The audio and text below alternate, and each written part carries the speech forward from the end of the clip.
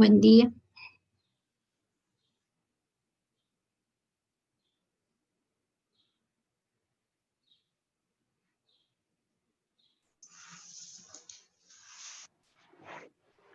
Hola Lore, ¿cómo estás? Están muteadas, chicas. Ahí está, ahí está. Ahí está. ¿Cómo estás? Hola, Norma. ¿Todo bien? ¿Cómo estás? Bien. Hola Marí. Normi, ¿Cómo andan? Normi, ¿querés tomar nota de la discusión? Dale, genial. Sí. Ok, Tomo. No gracias. hay problema.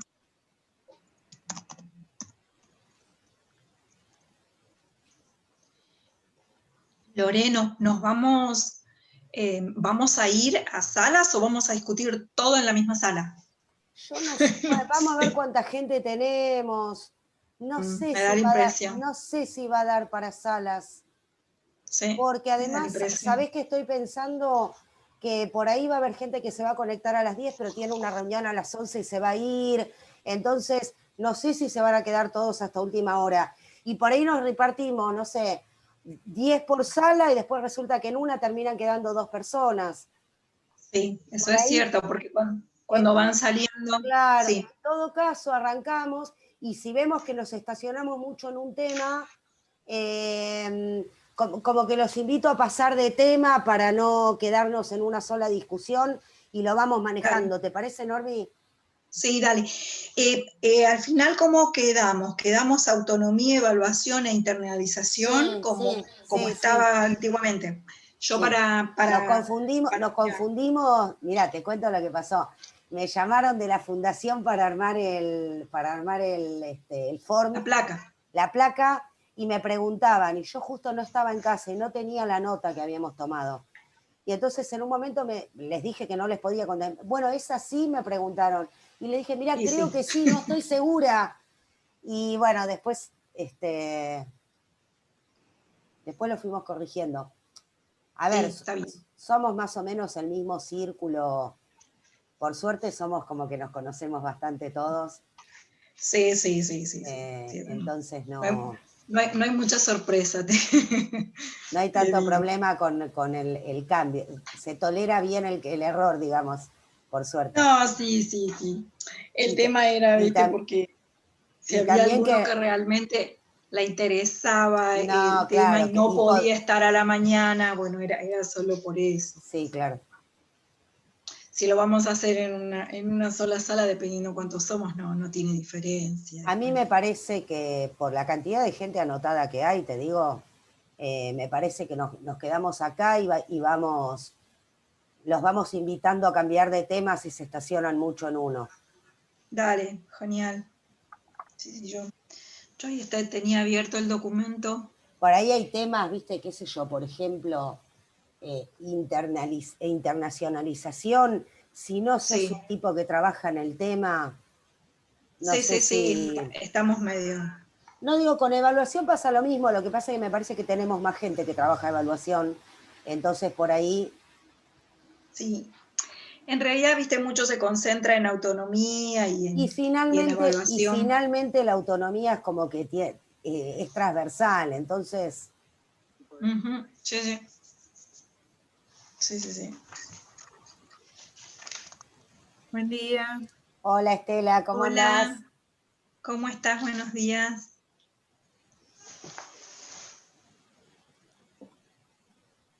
Ahí vamos llegando.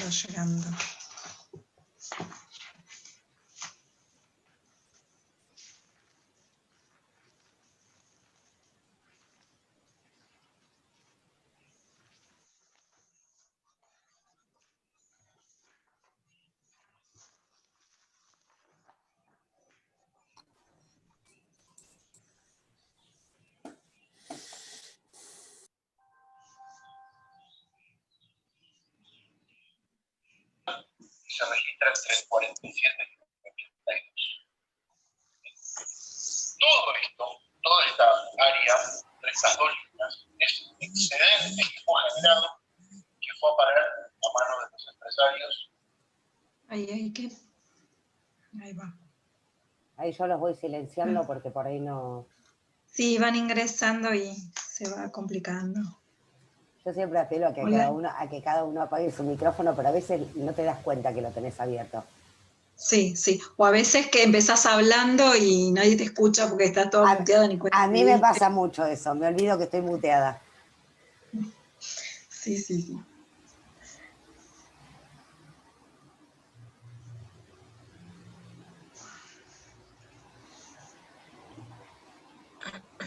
Buen día. Hola Belén, ¿cómo andás? Hola Belén. Bien. Qué bueno. Ahí van llegando. Sí, da para mate y todo el día de hoy, ¿vieron? Sí.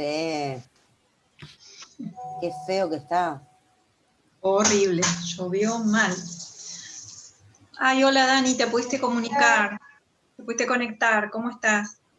Buen día, buen día. ¿Cómo les va? Ahí está. Ahí los que van entrando. Esperamos hasta las 10:05. ¿Les parece? Y así, sí, así ingresan todos. Un poquitín. Y supongo que alguno puede llegar a tener, viste, con esto de la lluvia y algo, por ahí tienen problemas de conexión. Temas de conectividad. Sí, sí, sí, sí, sí. Hola, ¿me escuchan? Hola. Sí, sí Daniela, perfecto. ¿Me escuchan? Sí, Daniela, te escuchamos. Daniela, sí. Bueno, por suerte pude entrar. Se hizo una limpieza en mi máquina y cuando ya me desesperé, pude entrar, gracias a Dios. Muy bien.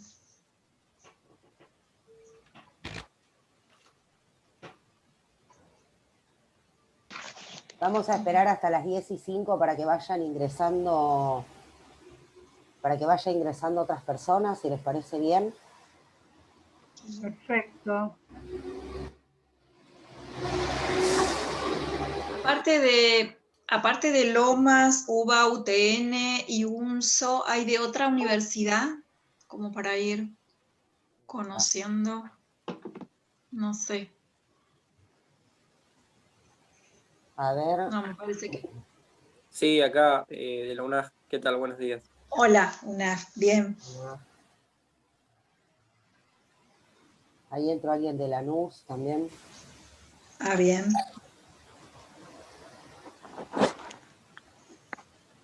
Ahí está Lanús. Estudiantes, bien, bien. Si quieren agregarse la universidad al lado del nombre, así sabemos. Ah, es más fácil, si se pueden renombrar. Perdón, buen día, ¿cómo les va? ¿Cómo Hola, andan? Guillermo, buen día. ¿Puedo aprovechar a hacer una pregunta antes, ya que todavía no empezamos, a Camila de la Franja de Lanús? Porque me llegó ayer una convocatoria, como que la universidad está convocando elecciones. Y las elecciones son presenciales, pero también hay una virtual que se hace a través de la página web. ¿Eso es así? Hola, buenos días. Sí, estaban convocando para noviembre. Se toma unos días que sería la votación presencial y toman unos días que son distintos y son virtuales. No me acuerdo muy bien ahora los días, pero sí, están convocando a elecciones. Bárbaro. Me pareció raro porque justamente los procesos electorales están detenidos, pero bueno, me pareció extraño, porque aparte la votación virtual está prevista en el estatuto. Sacaron ahora un comunicado, ahora estamos viendo bien eso. Claro. Y bueno, también se nos hizo raro. Claro, está bien. Gracias, te agradezco. Justo ayer leía que La Plata había suspendido las elecciones y había hecho una extensión de los mandatos, sobre todo, bueno, en la parte estudiantil, ¿no? Lo leía justo ayer a la noche. La UBA hizo lo mismo. Van en sentido opuesto a esto, la mayoría. Bueno, lo que pasa es que si en el estatuto está puesto que es de ese modo, si no se modifica el estatuto sería imposible, sería no jurídicamente aceptable, ¿no? Sí, sí, tal cual. Nosotros, para cambiar ahora estamos haciendo concursos virtuales, habilitamos los concursos virtuales, tuvimos que cambiar el reglamento en el Consejo Superior, lo mismo que la expedición digital de los títulos, tuvimos que cambiar todos los reglamentos. Para cada una de las cosas que estamos habilitando de manera digital, estamos cambiando todos los reglamentos en el Consejo Superior. Obviamente, si está en el estatuto, habría que hacer una asamblea, ¿no? Es mucho más difícil. Sí, sí, totalmente, totalmente.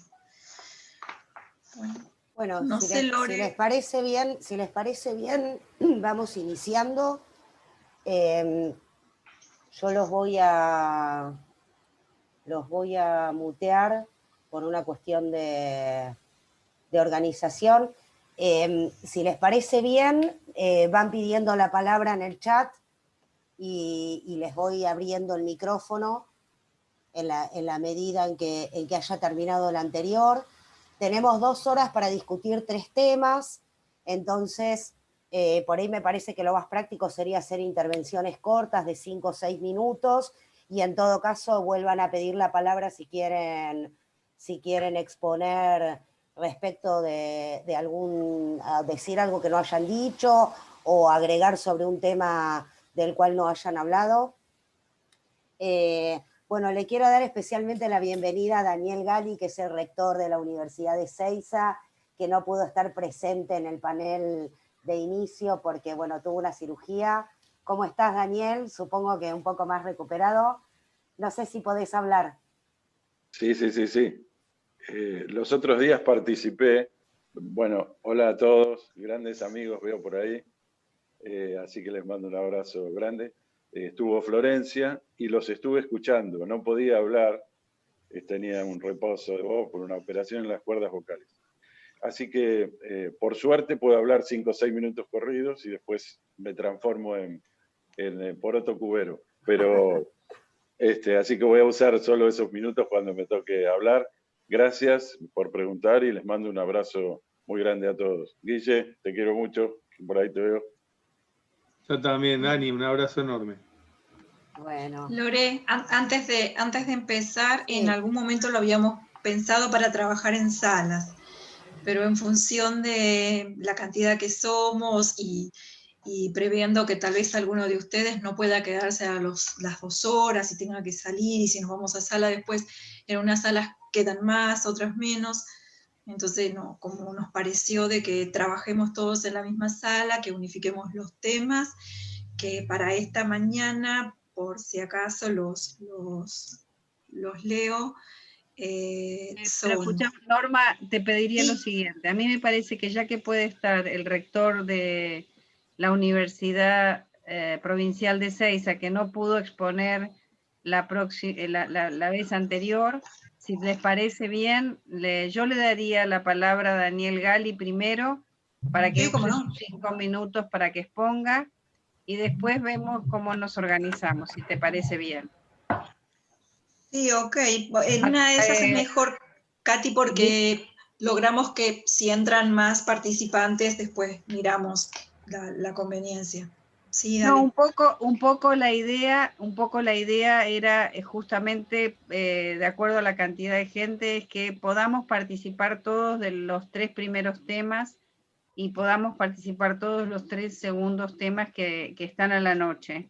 Así que ahí está Guillermo, si les parece bien a todos, me parece que ya que Daniel ha recuperado por breve tiempo su palabra, le demos la posibilidad de hablar sobre los temas y además que sea la introducción para abrir el debate. También me parece que puede ser un lindo aporte, Daniel, para que tus palabras, junto a los que expusieron la vez pasada, sean los disparadores para iniciar el debate. Entonces, si Daniel empieza con sus 5 minutos o con el tiempo que él necesite, y eso sea el disparador, y inmediatamente después empezamos el debate de la discusión de los 3 temas. Yo creo que podríamos hacer en orden: autonomía, ¿cuáles eran, Norma?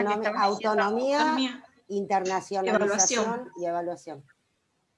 Bueno, en ese orden después los discutimos. Así que, Daniel, si querés empezar, encantado. Bueno, muchas gracias, Katy. Bueno, muchas gracias. Sí, incluso puedo también usar estos minutos para dar un puntapié inicial a uno de los temas que se planteó, como el de la autonomía. Perfecto. Yo, en realidad, completaría lo que dijo Florencia Castro en la reunión del otro día, con el resto de las personas que pudieron participar. Sobre todo porque no se conoce mucho. Todos conocemos los problemas de autonomía y de autarquía que pueden tener las universidades nacionales, pero las provinciales, que son también de gestión pública, traemos un problema adicional a lo que podemos después definir y profundizar respecto a la autonomía nacional. No hablo solo por la Universidad Provincial de Ezeiza, hay hoy 8 universidades provinciales en la Argentina, 2 en la provincia de Buenos Aires, nosotros y la UPSO, que está en el sur, en el sudeste, en Bahía Blanca, Tres Arroyos, en varias localidades de esa zona, de esa región. Y después, bueno, 2 muy grandes, en Entre Ríos una, en Córdoba la otra. Y digo que 8 porque si bien hay 5 que estamos totalmente institucionalizadas y normalizadas, hay otras de reciente creación. Caso Jujuy, caso Ciudad de Buenos Aires con Unicaba. En fin, y es un sistema, los que conocen el sistema brasilero saben que las universidades federativas también son muy importantes y nosotros sabemos que adolecen de algunas de las cosas que nos pasan también a nosotros con el tema de la autonomía. Porque verdaderamente para estar en una universidad provincial tenés que tener aprobados los estatutos que lo hace la Nación, participa la CONEAU, los títulos te los aprueba el Ministerio de Educación de la Nación, tus estatutos tienen que publicarse en el boletín público de la Nación, en fin, accedes a programas y proyectos que son nacionales, y los alumnos que tenés, en el caso de Ezeiza, son igualitos a los que tiene Quilmes, o Loma de Zamora, o cualquier otra localidad del conurbano bonaerense. Y los profesores que tenemos también. ¿Y cuál es la diferencia? La diferencia está en el presupuesto y en la ejecución del mismo. Porque el presupuesto es provincial. Y no digo con esto de que siempre, en mi caso además es poco el presupuesto, pero hay otras que son muy grandes el presupuesto. Y incluso hasta tienen más presupuesto que muchas universidades nacionales. Pero el problema de autonomía viene adherido al de la autarquía. Es decir, la autarquía impacta directamente en la autonomía por los sistemas jurisdiccionales de manejo presupuestario, porque en la provincia de Buenos Aires, y las otras también, porque conformamos una red de universidades provinciales incluso, y por eso puedo hablar también por todas las otras, con este mismo problema, que tiene, primero por una cultura provincial en el manejo de los recursos, que es totalmente distinta a la nación. A nosotros nos dan un presupuesto, la legislatura de la provincia de Buenos Aires, para usarlo en el año, y después lo podés ejecutar en cuotas. Pero tenés que pedir permiso. Si bien a vos te dicen, de este millón podés gastar 100.000 en abril, pero en abril tenés que pedir permiso para gastar esos 100.000. Es decir, yo quiero comprar 2 computadoras, tengo que pedirle a la Contaduría General del Gobierno que me autorice a comprar esas 2 computadoras, y después, a ejercicio vencido, el Tribunal de Cuentas ve de qué manera compré esas computadoras. A veces coincide esa doble imposición y muchas otras veces ni siquiera coinciden y opinan diferente. Bueno, este es un sistema en la provincia que, por ser no habitual una universidad en la provincia, porque no hay historia, nosotros tenemos 9 años, la UPSO tiene 20, pero no hay una historia muy grande de cómo manejarse con las universidades, porque tienen que respetar la autonomía, pero también nos tienen que tratar como otro organismo descentralizado. Y con esto no quiero plantear en términos de gobierno, porque lo mismo que pasa ahora pasaba en el gobierno anterior y seguramente volverá a pasar en el que viene si no se actúa en este sentido, comprendiendo la problemática de la universidad pública, que en este caso se encuentra situada en la provincia de Buenos Aires, pero hace las mismas cosas que cualquier universidad nacional. Pero, ¿y dónde radica el principal de los problemas? Que la cultura, como les decía antes, de las jurisdicciones, tiene que ver, porque tienen carreras terciarias de educación provinciales, todas las provincias, y están acostumbrados y no son universidades, son simplemente aula, profesor, alumno. Simplemente se reduce a una de los aspectos troncales de una universidad, que es solamente la cuestión académica o de enseñanza-aprendizaje, y las cuestiones de extensión, las cuestiones de investigación, la vinculación con el mundo exterior, etcétera, no están presupuestadas prácticamente. Y cuando tenés que hacerlo, te cuesta mucho hacer entender que eso es posible hacerlo. Les digo ejemplos contundentes. En la provincia de Buenos Aires también le pasa a los ministros. No pueden ir al exterior ministros de la provincia de Buenos Aires, solamente puede viajar la gobernadora. El rector solamente puede tener viáticos para ir en representación, por ejemplo, en una universidad. Es decir, estoy diciendo cosas que son extrañas en una universidad nacional y verdaderamente todos los que trabajamos en las universidades provinciales venimos de universidades nacionales, entonces conocemos cuál es el problema que tiene la autonomía. Pero bueno, no me quiero extender en esto porque sé que Florencia los otros días lo explicó muy bien también, pero sí decirle también un contrasentido, que a veces, en este caso, para nosotros, la autarquía impacta directamente en la autonomía, pero también es cierto la inversa. A veces la autonomía que tenemos impacta también en la autarquía. ¿Qué quiero decir con esto? Por ejemplo, un tema para que se debata después que me parece que podría ser muy interesante. Porque juega la ley en el medio. ¿Cómo se resuelven los conflictos de la autonomía cuando aparece la ley universitaria, que ahora sé que está por reformarse, que tal vez el año que viene haya un proyecto? Y estaría muy bueno si se puede mejorar, incluso que ese proyecto sirva de ley para mejorar las falencias que tiene la propia autonomía. ¿Y en qué sentido estoy diciendo esto? Por ejemplo, nadie discute la gratuidad, pero sí hay algunos que discuten el ingreso irrestricto, que genera problemas con la autonomía, y hay que resolverlo, justamente no haciéndolo restrictivo, pero hay que ver de qué manera el Estado contribuye a resolver esos problemas, porque la autonomía para un rector, cuando te aparecen para una carrera multitud de alumnos, te genera problemas de gestión. Los tenés que recibir, pero tenés un problema de gestión. Y no lo digo solamente en el ingreso, que es un problema que todos compartimos. Yo tengo también otros problemas en cuarto año, no en el ingreso, porque por tener carreras, comercio internacional, logística, etcétera, de licenciaturas que compiten con el sector privado, en tercer año se reciben de técnicos en el sector privado y después los alumnos, y hoy en una crisis económica como la que tenemos, prefieren volcarse al sistema público para terminar su carrera. Y muchas veces no nos pasa solamente con el sector privado, nos pasa con el sector público, porque hay universidades públicas nacionales cercanas a donde estamos nosotros que cobran esas mismas tecnicaturas. Y entonces los chicos hoy con problema económico y Ezeiza queda próximo a otras localidades, te aparecen en cuarto año y te generan un lío de gestión.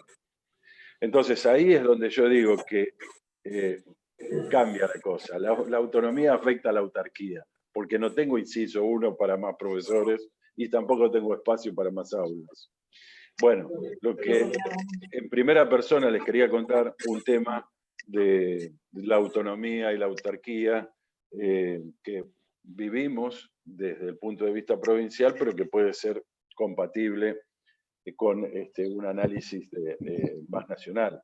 Porque no, yo digo, la última reunión plenaria del CIN, los rectores de las universidades provinciales nos pusimos todos de acuerdo y llevamos el planteo que con alguna de estas argumentaciones que dije recién y otras que tenemos que cumplir en el orden nacional, no estamos insertos en un renglón del presupuesto nacional y deberíamos estarlo, consideramos.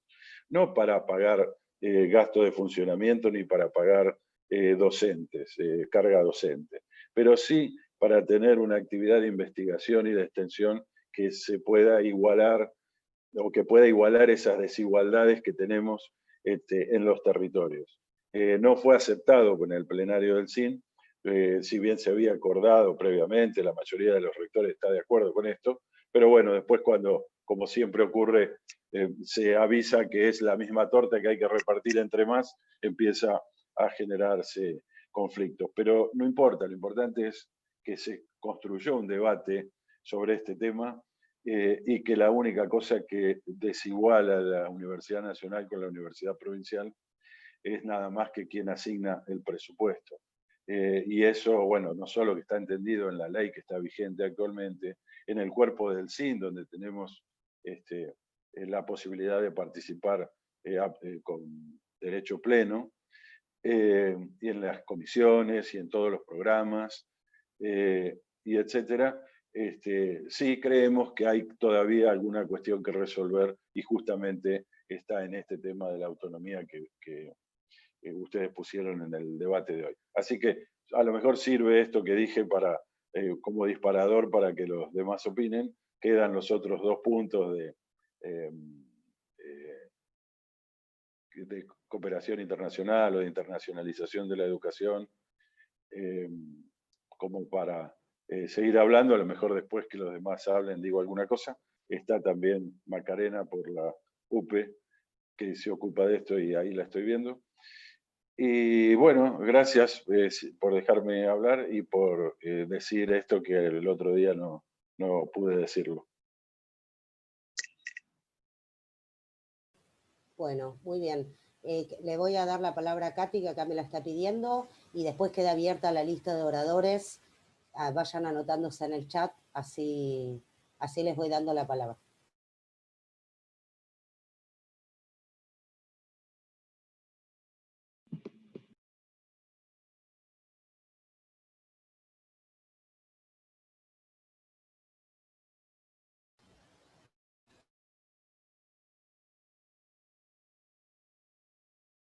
Me parece que vos también tenés que destrabar. Lorena, 144, no es complicado estar todos muteados, pero bueno, probemos este tema de lo no muteado, ¿no?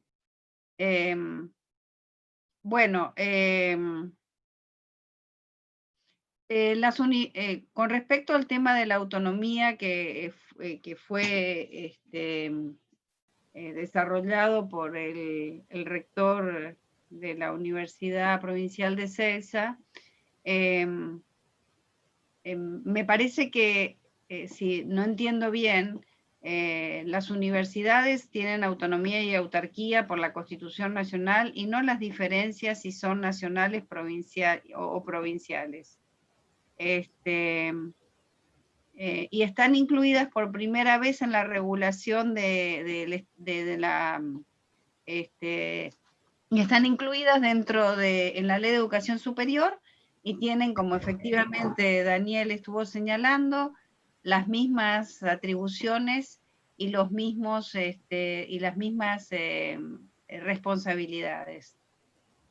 Sin embargo, con respecto al tema del financiamiento, me parece que es un tema en todo caso más controvertido porque las universidades que se crean en los ámbitos provinciales tienen que responder a las prioridades y a las necesidades que esa provincia estableció y se creó.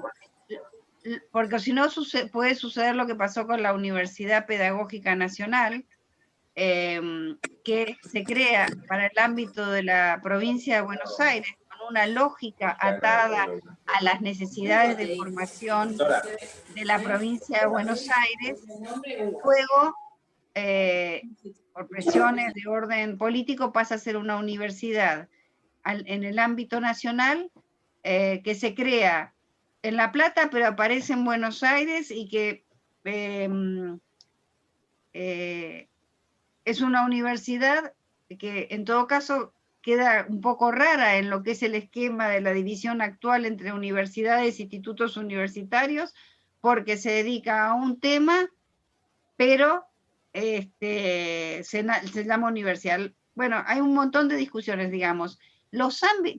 Cerrando con esto, las provincias tienen potestad de crear universidades, porque esto lo establece la Constitución Nacional. El problema del financiamiento tiene que ver con otras cosas, porque cuando uno establece políticas en el ámbito de su jurisdicción nacional o provincial, las políticas que establece las establece en relación a un determinado financiamiento, si no, no las podría hacer. Entonces, me parece en todo caso un tema bastante controvertido, Daniel. Coincido plenamente, Katia, has hecho una reseña perfecta. Es así, si no hay un planteo de fondos, sino de cuestiones instrumentales y metodológicas que aparecen en la propia provincia cuando vas a echarle mano a la autonomía, digamos, ¿no? Te empiezan a aparecer ahí. Pero después comparto todo lo que dijiste.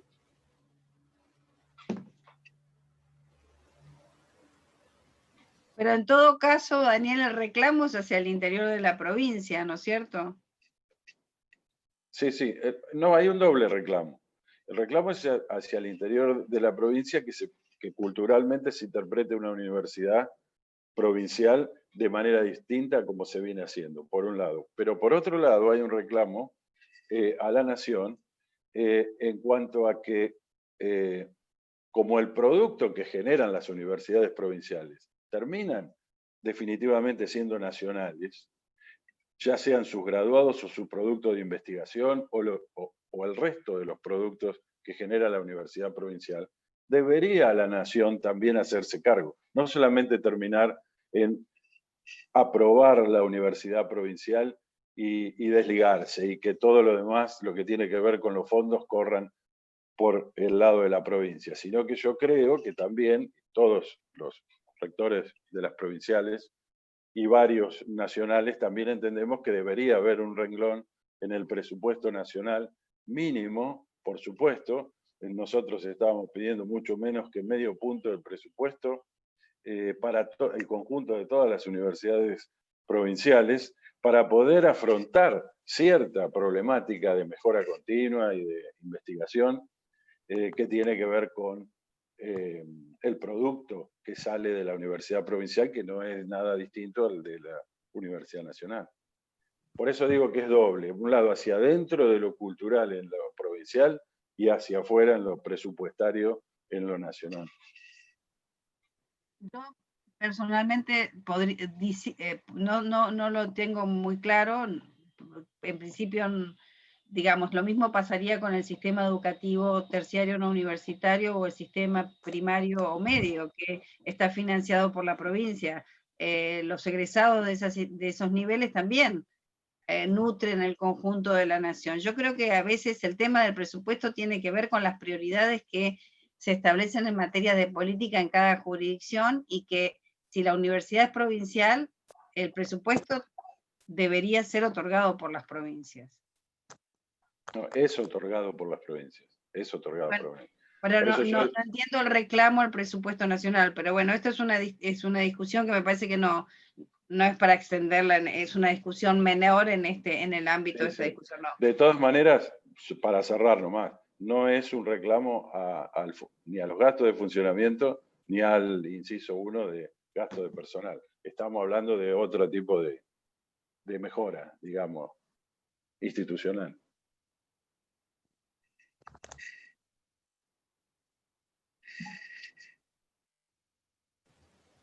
Bueno, está abierta la lista de oradores, si se quieren ir anotando.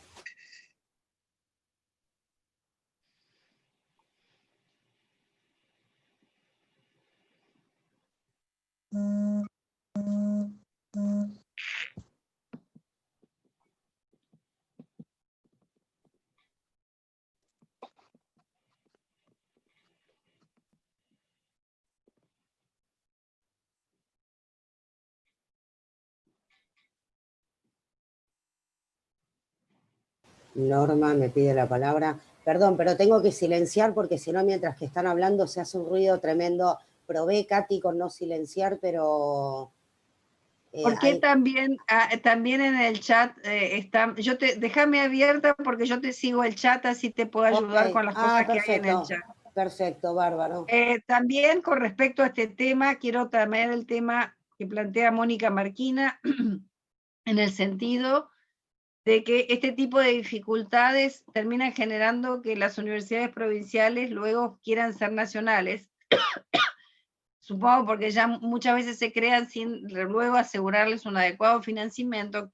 Quizás lo que debería potenciarse es que participen en igualdad de condiciones o incluso con incentivos diferentes en las diferentes convocatorias de programas de investigación.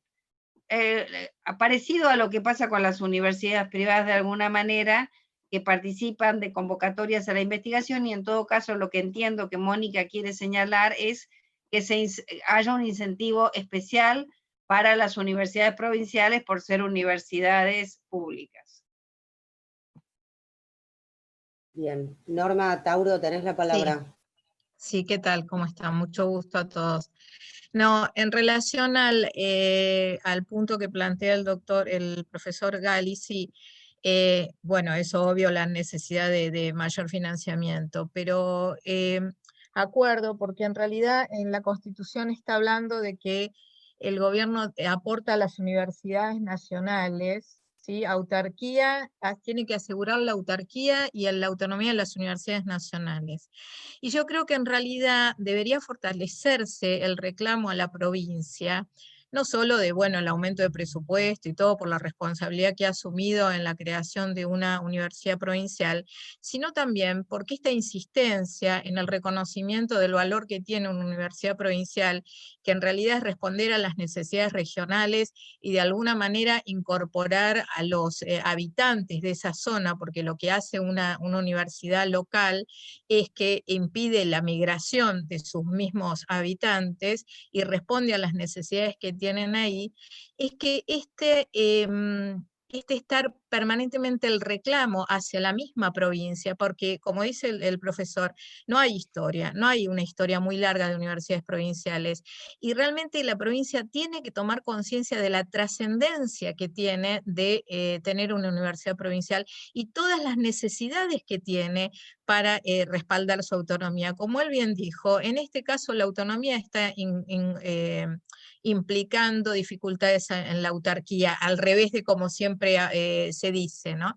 Y yo creo que está bien, puede ser el reclamo, como dice Katy Nocilia, puede ser que no sea el momento para hacerlo, por ahí es muy pequeño, pero yo insistiría más en insistir a la provincia, porque también, como dice Mónica Marquina, lo que lleva es que terminan siempre tirando hacia, bueno, quiero nacionalizarme, y no fue el espíritu inicial, porque cuando se crea una universidad provincial, tiene que ver con una respuesta a una necesidad local, y eso fue el espíritu que se tiene inicialmente, y por lo tanto la provincia o la jurisdicción debe hacerse cargo de responder a todas estas necesidades, y es más, exigirle más a la universidad, va a poder exigirle más, pero también si la respalda tanto en su sostén de la autonomía y por supuesto en el sostenimiento de la autarquía. Nada más, era ese, así que me podés mutear ahora.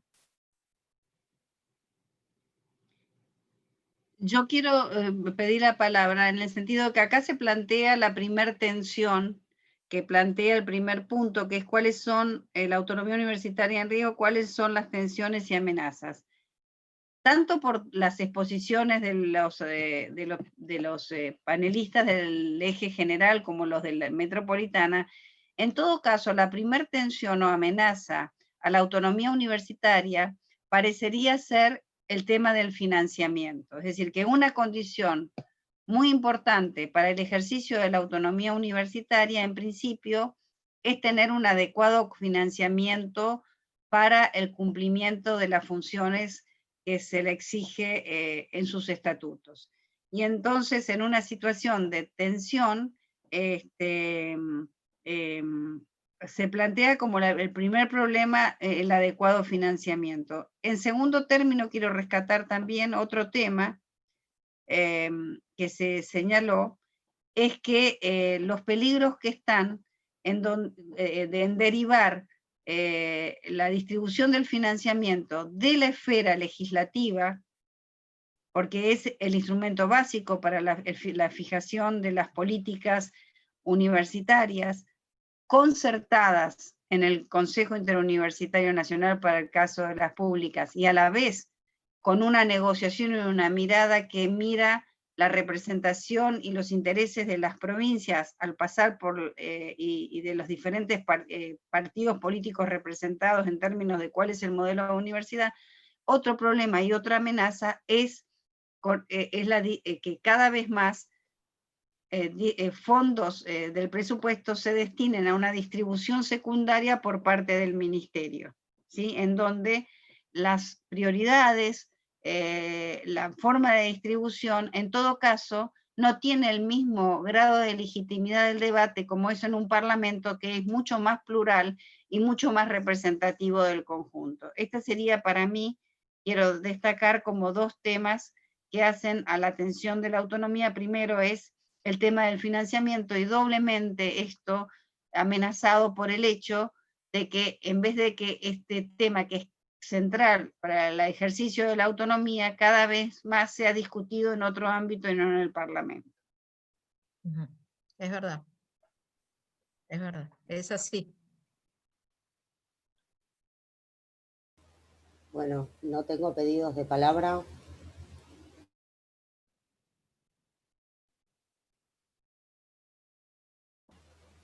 ¿Alguien quiere tomar la palabra en la discusión? Pidió la palabra Guillermo Oliveto.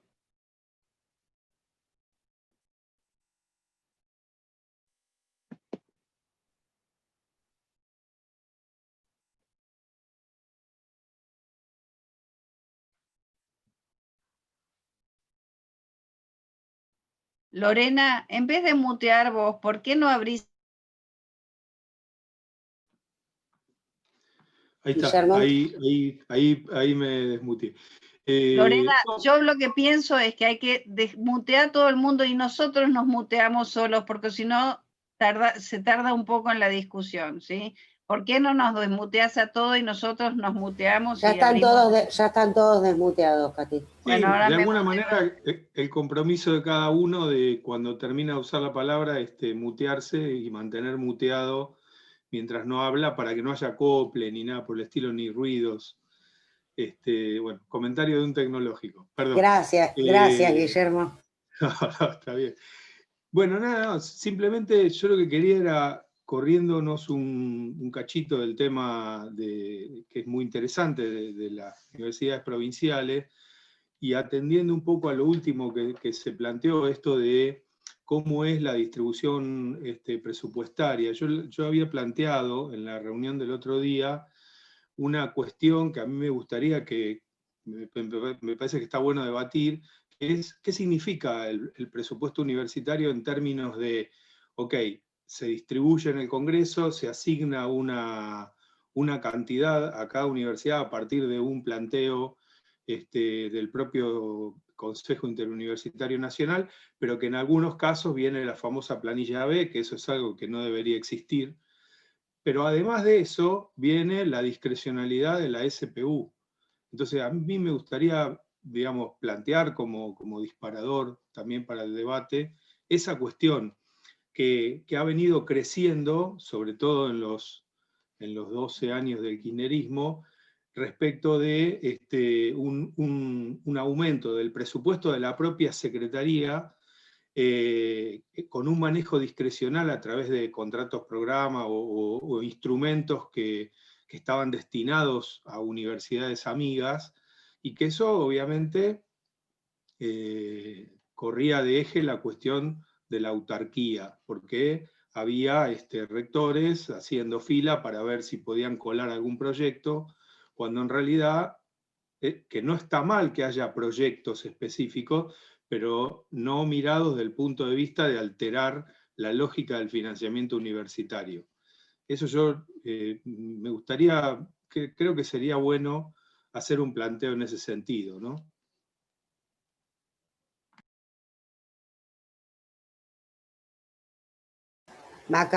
Macarena Forneris.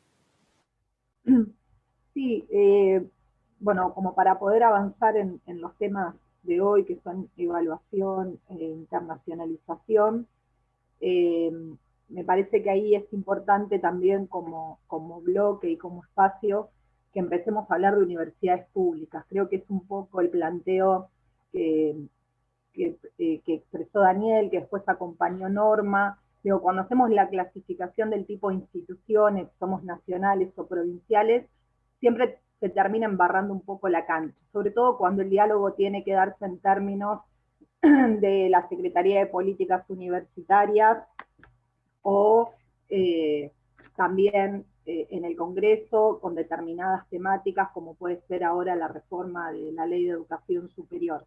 Pero siempre tenemos que estar recordando que hay condiciones que nos tienen que pensar como sistema, digo, tomando lo presupuestario, pero dejándolo a un lado, creo que hay políticas que le dan pertinencia a la educación superior, como la internacionalización, como la evaluación y la acreditación, como fueron los RTF y demás, y muchas veces, o programas específicos que promueven la articulación, la cooperación, la territorialización, y siempre de las universidades provinciales tenemos que hacer el ejercicio puntualmente de levantar la mano y decir, recuerden que somos parte del sistema, que lo conformamos, entre otros, activamente en el CIN, y en cada resolución que sale de una convocatoria para poder fortalecer algunos de estos puntos que hacen a la mejora continua de la educación superior universitaria, tenemos que estar recordando que somos parte del sistema. Creo que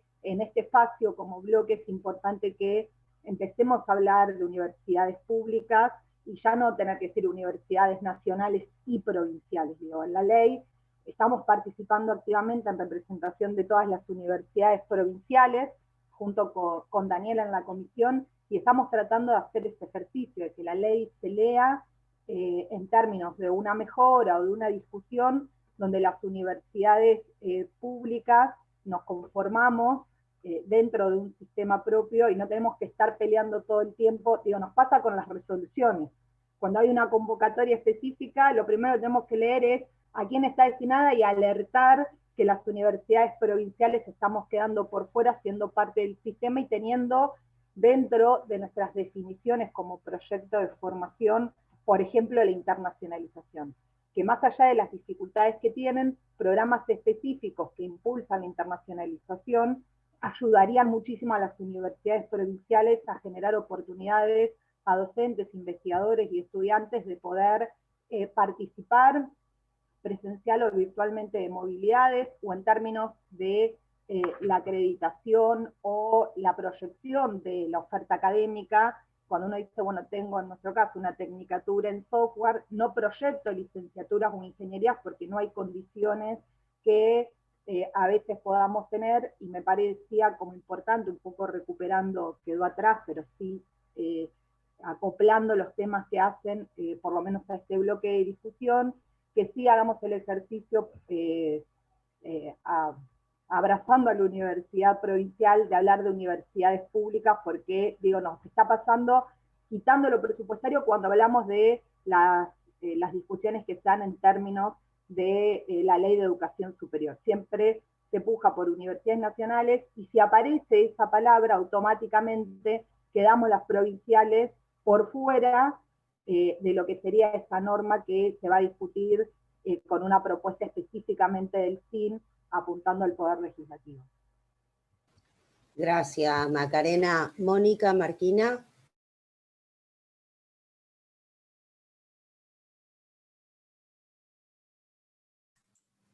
Sí, yo iba a pasar a otro tema, no sé si les parece, no sé si está ordenado el tema de por qué temas vamos, y bueno, tenía interés en, ya que estamos hablando de autonomía, en poder profundizar en otros aspectos que también, quieras o no, ponen en consideración la tradicional autonomía como la conocíamos antes de los 90, y que tiene que ver con todos los mecanismos de evaluación y acreditación que, bueno, han aparecido a partir de la creación del Sistema Nacional de Evaluación y Acreditación.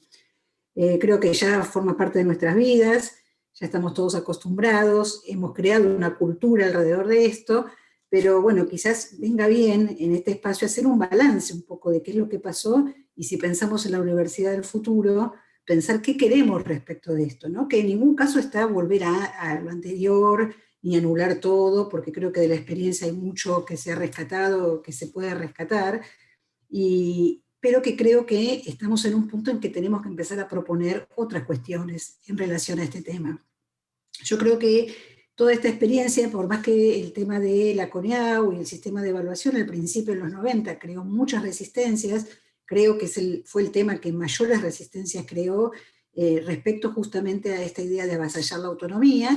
De a poco las cosas se fueron acomodando, el proyecto original no terminó siendo como fue el comienzo, el propio sistema se fue adaptando un poco a lo políticamente posible, y el propio sistema también fue incorporando las prácticas y fue reconociendo que había mucho en eso que les podía servir. De hecho, hay muchos rectores o incluso directores de carrera que dicen, si no estuviera la CONEAU o no estuvieran los procesos que hay hoy, yo no podría hacer los cambios que debería hacer yo por mi cuenta, ¿no? Como que de alguna forma hubo una suerte de adaptación.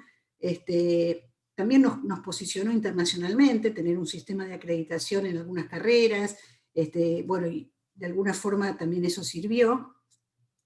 Y creo que también hay un punto importante, y es que gracias a este sistema pudimos parar la gran creación indiscriminada que venía durante el menemismo de universidades privadas, ¿no? Entonces la CONEAU de alguna manera sirvió ahí como un parate para empezar a controlar un poco las condiciones mínimas que podían tener los proyectos que querían ser universidades. Ahora, yo creo que todo esto, que bueno, pasaron décadas, necesita un poco liberarse, oxigenarse.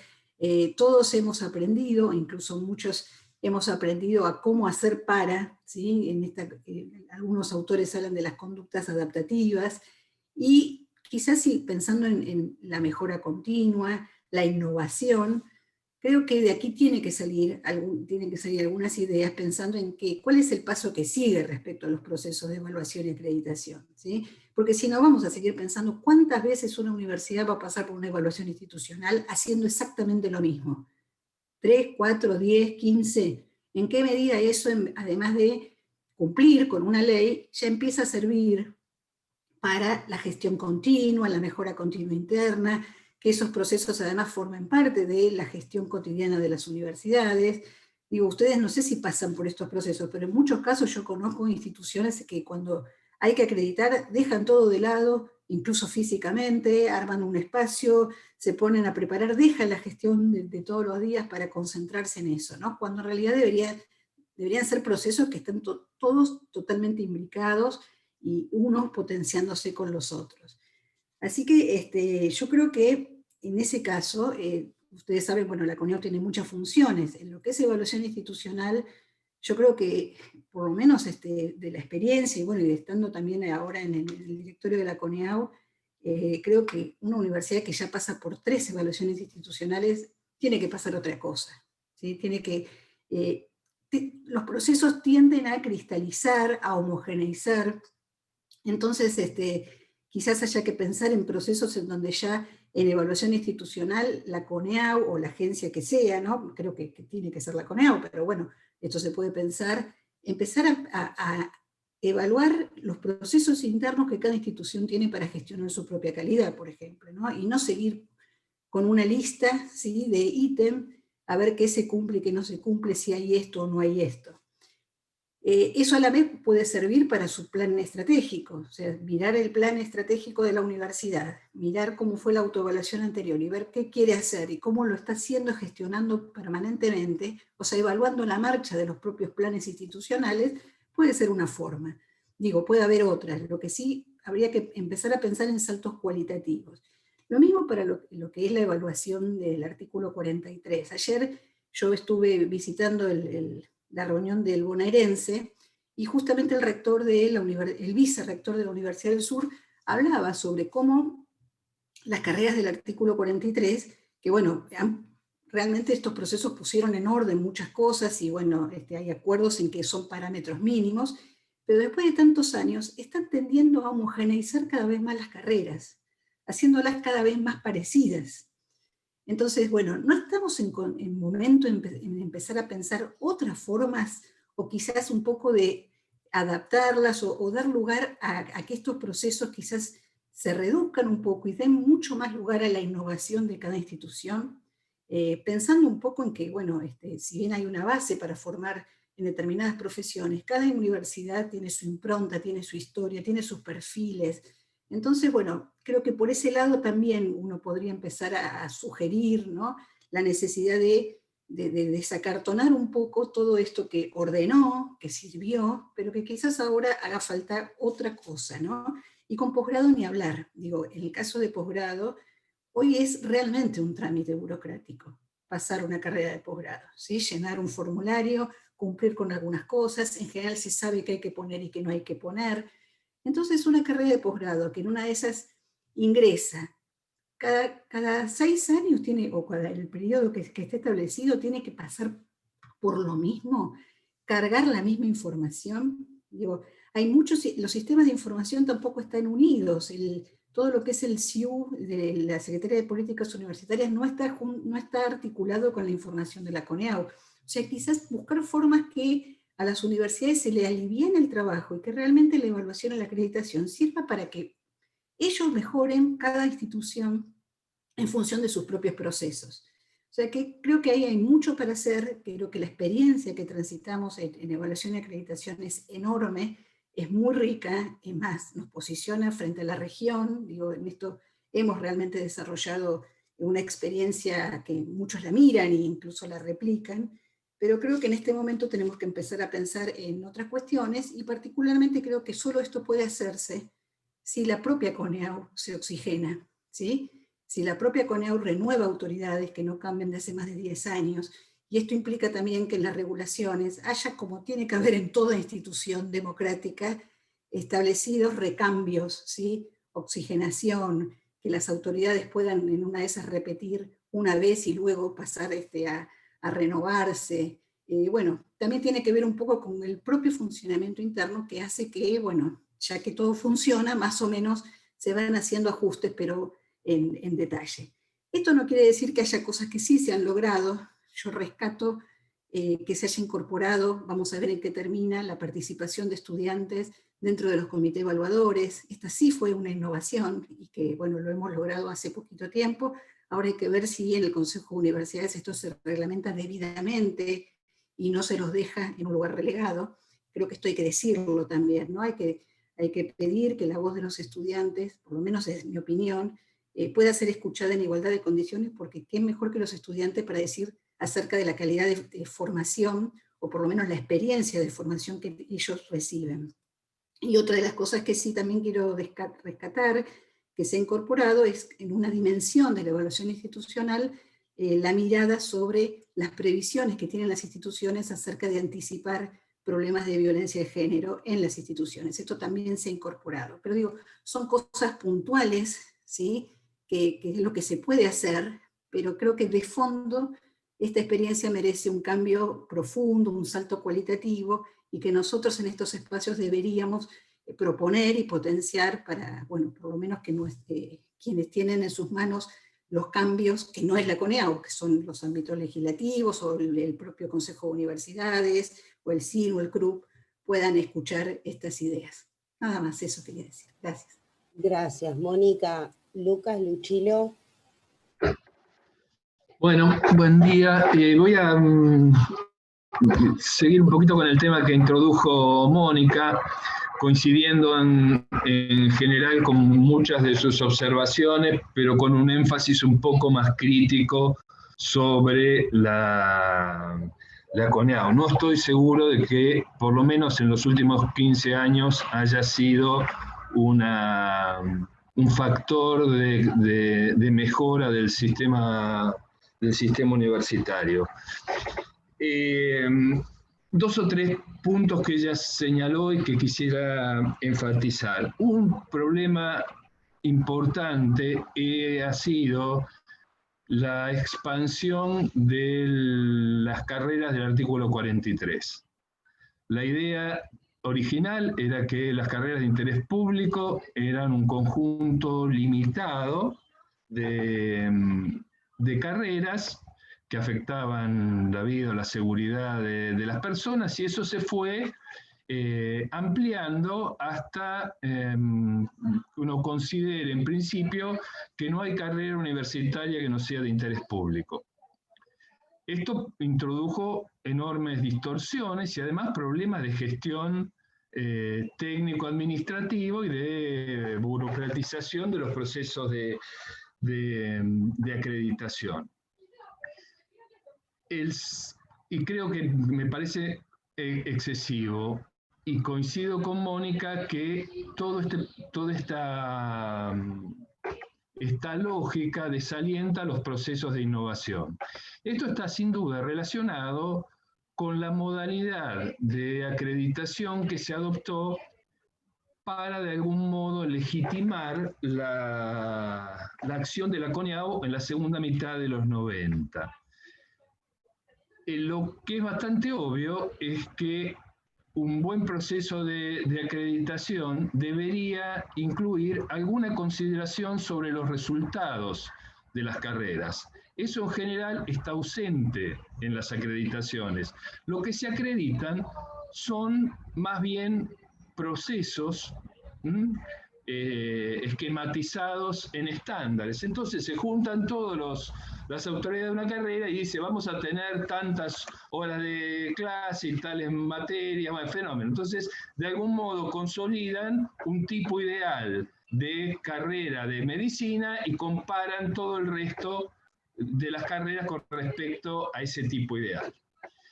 En realidad, si uno fuera rigurosamente autonomista, diría, yo quiero obtener un resultado final tal, y el camino por el cual llego a ese resultado lo define cada universidad en ejercicio de su autonomía. Lo que hacemos es no mirar los resultados y estandarizar los procesos.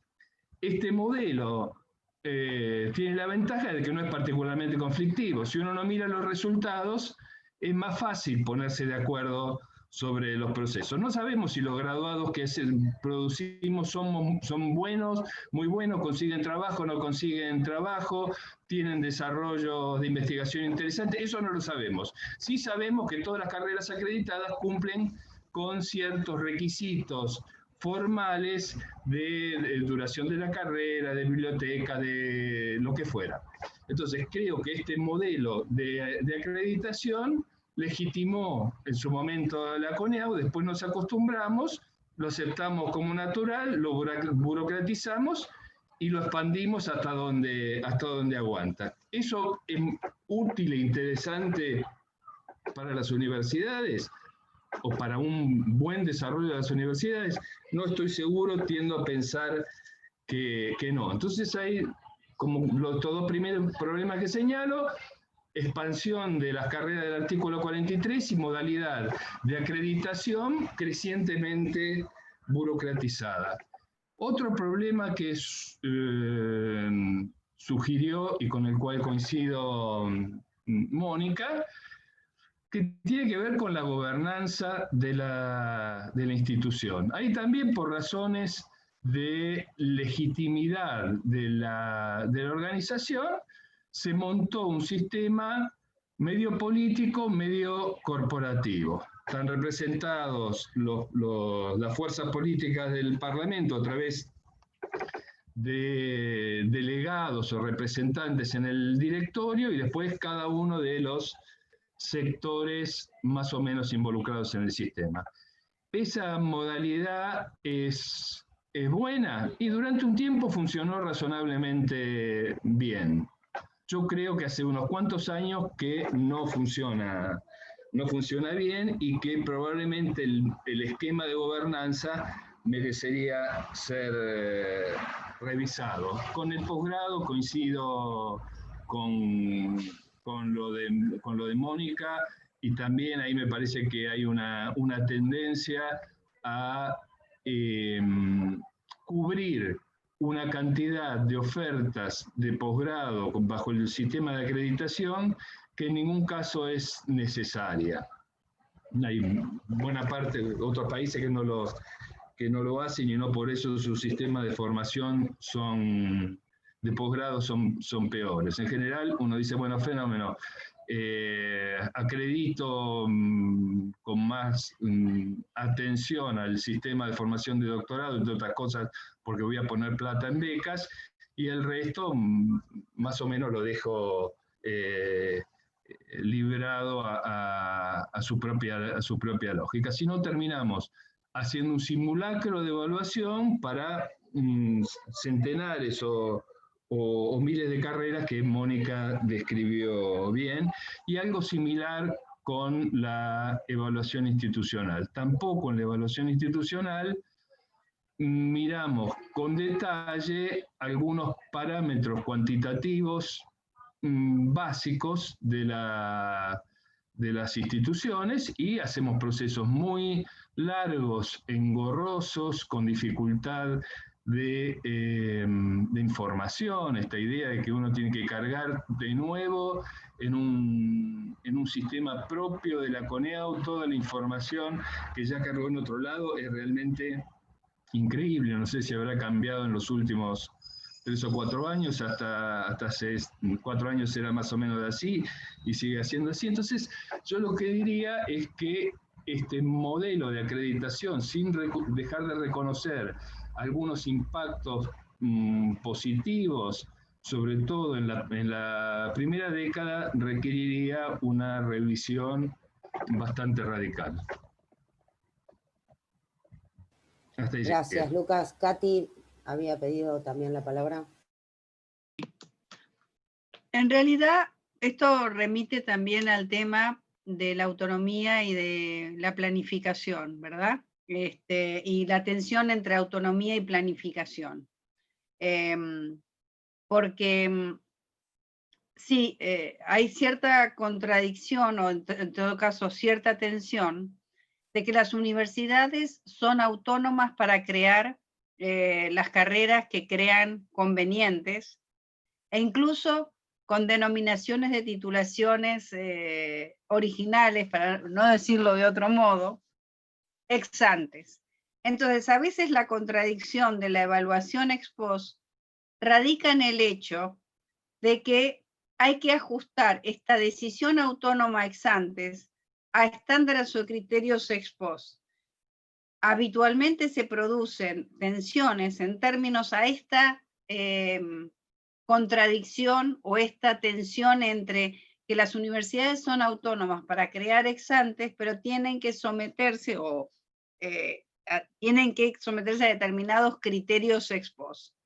Entonces, para mí, el isomorfismo que se establece entre tipos de instituciones y carreras, porque no solo se produce un isomorfismo en el tipo de carreras, sino también en el tipo de instituciones, que remite al debate primero de este panel, que es que tendemos a la homogeneización, reconociendo en determinados modelos ciertas creencias de superioridad o excelencia académica. Es decir, la Ley de Educación Superior, pongo un ejemplo, crea universidades e instituciones institutos, ¿cómo se llama? Institutos universitarios. Las dos tienen la misma jerarquía, se dedican a un amplio aspecto del saber o un aspecto reducido. También crea universidades provinciales, establece ciertos criterios para la creación de universidades provinciales porque las crean las provincias. Pero después todas tienen concurren a que ser parecidas a lo que son las universidades y las universidades nacionales. Entonces, se fuerzan los criterios de acreditación, sea institucional, sea de carrera, ¿sí? Digo, en base a un modelo que se cree de excelencia académica o de jerarquía frente a los otros. Entonces, para mí hay dos cuestiones. Por un lado, para resumir lo que quise decir, por un lado, esta disociación entre la autonomía de la creación ex antes de la carrera y hasta la titulación de esa carrera y su acreditación ex post, con criterios que tienen que acordarse a nivel sistémico, y por otro lado, la tendencia a que toda diferenciación o diversificación institucional que responde a que se pueden cumplir con las instituciones distintos tipos de tareas y atender a distintos tipos de ofertas según las necesidades sociales, regionales del sistema económico productivo, pero tienden finalmente todas a intentar asemejarse a lo que es una universidad tradicional, con múltiples funciones y que atiende a múltiples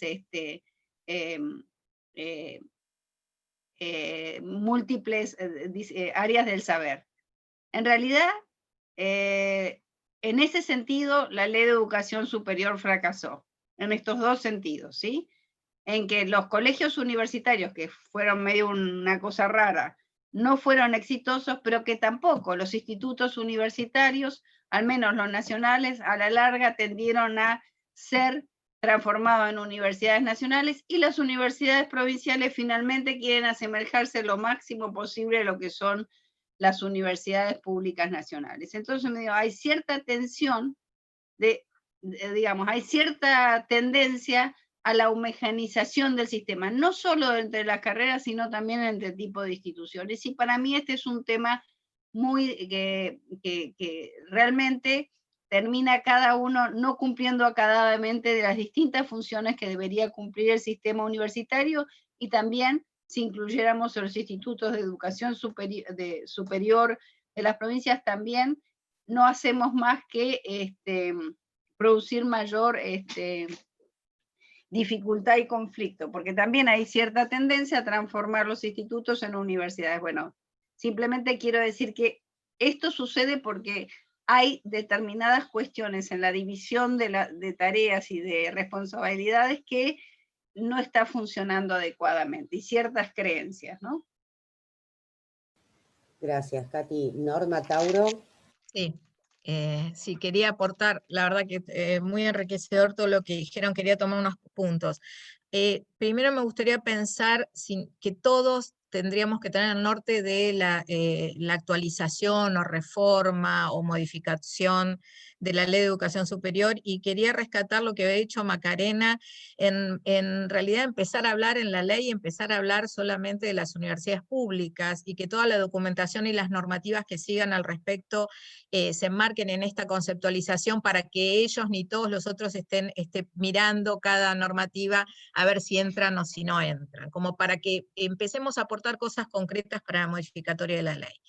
Bueno, después lo que decía el doctor Luquilo, tomando también lo de Katy y Mónica, pensemos voy a hablar un poquito del artículo 43, que en su momento tenemos que recordar todos que en la República Argentina esos títulos son títulos habilitantes. Por lo tanto, el espíritu inicial, que por lo que se conversaba en ese momento, que tenía el artículo 43, era de alguna manera, cuando hablábamos de contenidos mínimos, de que por lo menos todas las universidades, y sobre todo las que se estaban creando, o sea, todas las carreras que se estaban creando, respondieran a estos contenidos mínimos, porque después el Estado le iba a, o sea, la universidad tiene la autonomía de formar, pero después el Estado le da la autorización para el ejercicio profesional. Entonces, de alguna manera, tenía que poner su mirada para garantizar la calidad de la formación, y por lo tanto el ejercicio profesional, y por lo tanto, entre algunos casos, la salud de los habitantes.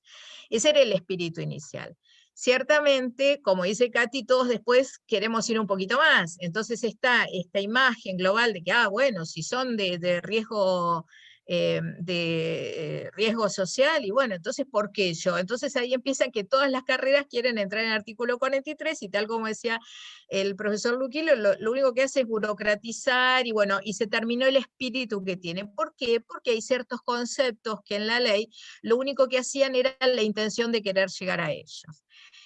Por ejemplo, se veía cuando en la ley se dice que se mantiene, la UTN mantiene su nombre, esto creo que es en el artículo 82, de universidad tecnológica por su historia, por su prestigio, y no le ponemos que en ese momento correspondía a ser instituto universitario, lo único que hizo fue ese artículo general, decía, bueno, pero entonces todos queremos ser universidad, y desvirtuaba la idea de que había una diferenciación que intentaba romper con esa pretensión de homogeneidad. Ahora bien, cuando se crean esos estándares que como bien dice el profesor Luquilo, bueno, lo único que hacemos es ver el proceso, en esa creación de estándares en realidad están todos los decanos que están diciendo, bueno, vamos a escribir aquello que sí vamos a poder responder. Y como decía Mónica, termina siendo una cosa totalmente estándar y que no responde a esta característica propia que tiene que tener la universidad y esta diferenciación. No se puede enseñar medicina ni ninguna de las carreras del 43 en Entre Ríos, en Formosa, en el sur, porque las realidades geográficas, culturales y sociales, y no te digo de epidemiológicas, son diferentes. Eso es lo que deberían contemplar los estándares, y en vez de esperar a que los estándares los contemplan, me parece que es un punto que debería incorporarse en la Ley de Educación Superior, que cuando uno realmente es evaluado, no solo se evalúa por el cumplimiento de los contenidos mínimos, sino por las respuestas a su proyecto institucional y a las características regionales que tiene que responder la población a la que va a formar, como un punto que deberíamos agregar.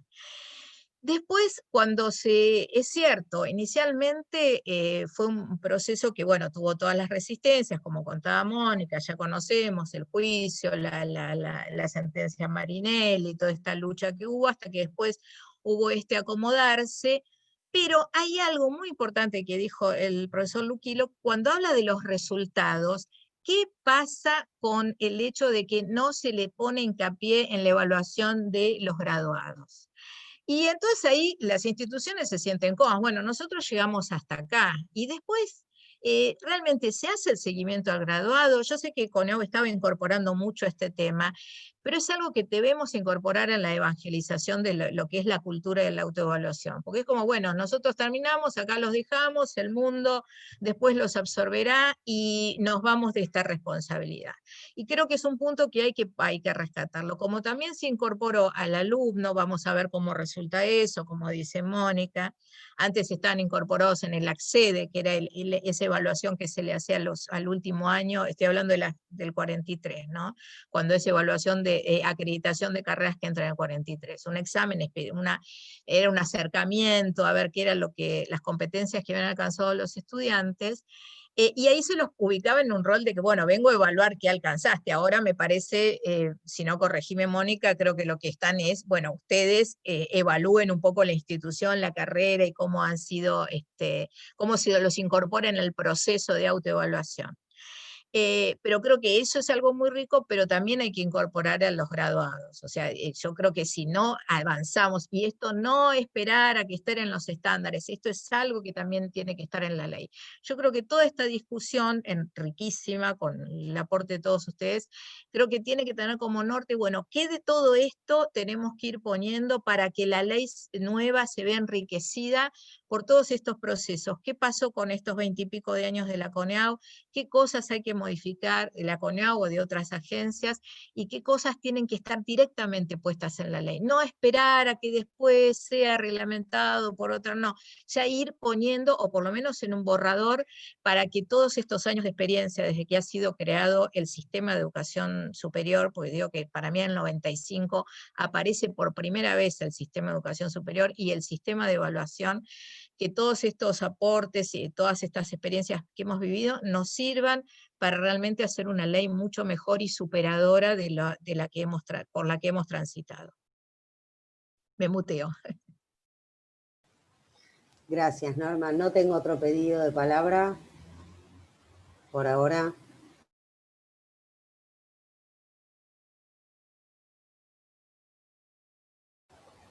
Si alguien quiere tomar... Sí, es verdad lo que dice Mónica, sí, tienen las carreras, cuando se evalúa la institución, tienen seguimiento de graduados. Lo que yo he observado es que es muy débil y que lo están dejando casi como para lo último. Y otra cosa, ahora que me acordé cuando dijo Mónica, que decía, la institución se para cuando viene el proceso de acreditación o de evaluación institucional. ¿Qué pasa también? Otra estrategia, yo he recomendado mucho a las instituciones decir, no hagan eso, ¿por qué no ponemos la evaluación como una cultura? Y por ejemplo, cada año se hace un informe anual con tales características, o sea que cada institución sepa que tiene que ir buscando información para que cuando llegue ese momento no tenga que parar todo, porque es verdad lo que dice Mónica, paran la gestión, no hace más nada, cerremos todo porque ahora viene la acreditación, dejemos de trabajar porque viene la acreditación. Entonces hay que generar la cultura, y también es algo que podríamos incorporar en la ley, de la obligación de hacer instancias de evaluaciones periódicas de las cuales las instituciones estén obligados, para que se facilite el proceso de los 6 años después cuando viene la evaluación institucional, y para que realmente sea una cultura que sea instalada, que sea constante, que sea natural. Eso es un aporte que se podría también hacer en la ley. ¿A ti? Dos cuestiones de diferente tipo. En primer término, también entender que en el proceso de acreditación de las carreras de grado no solo intervienen las decisiones, aunque en algún sentido, en algún artículo un poco provocador que escribimos, se decía, ¿a quién responde la asociación de los decanos? Si responden a las necesidades de formación o a las necesidades de la corporación profesional. También se meten en el tema de la acreditación de las carreras de grado, en los estándares, en qué carreras pueden incorporarse o no, también problemas que tienen que ver con la lógica de la corporación de los colegios profesionales. Y entonces también está, si bien lo que se evalúa es la formación que asegure cierta expertise en el ejercicio profesional, se mete también otras lógicas en el proceso de acreditación y en la definición de las dimensiones del proceso de acreditación, que responde a la lógica corporativa de los colegios profesionales. Entonces muchas veces las discusiones provienen no de cuáles son las necesidades o las pautas mínimas que tiene que tener la formación de las determinadas profesiones para asegurar que no comprometan, que no pongan en riesgo a la población, y se meten otras lógicas que son distintas y que hay que empezar a desbrozar. Eso por un lado, que en la complejidad de las relaciones de la acreditación no solo intervienen las universidades, los organismos de intermediación y el gobierno, sino también muy fuertemente las corporaciones profesionales, a través de la Asociación de Decanos o las corporaciones profesionales en sí mismos. Esto marca otro tema que es interesante destacar, es que la nueva ley de educación superior y la creación de los organismos, perdón que lo hable acá porque, bueno, los organismos de coordinación, se les dio ciertas funciones de coordinación a organismos como el CIN, por ejemplo, o el CEPRES, o el Consejo de Universidades, pero no tienen capacidades institucionales para un ejercicio de esas funciones. Es decir, ese es otro tema importante. Entonces terminan haciendo tareas que le corresponderían al CIN, a los CEPRES o al Q, vienen armadas de otros ámbitos y no se ha dotado de suficiente capacidad institucional a esos organismos para cumplir acabadamente sus funciones en una mirada más del bien común y no de los intereses de determinadas corporaciones, que no estoy diciendo que es bueno o malo, la corporación defiende el interés de su grupo. Y la segunda cuestión que quería destacar en términos de la discusión, y ya, bueno, este era un tema que quería destacar y me parecería importante para, si hay que regular o hay que establecer nuevas regulaciones, hay que entender esta cuestión también que permea todas las decisiones que se toman con respecto al proceso de acreditación de las carreras.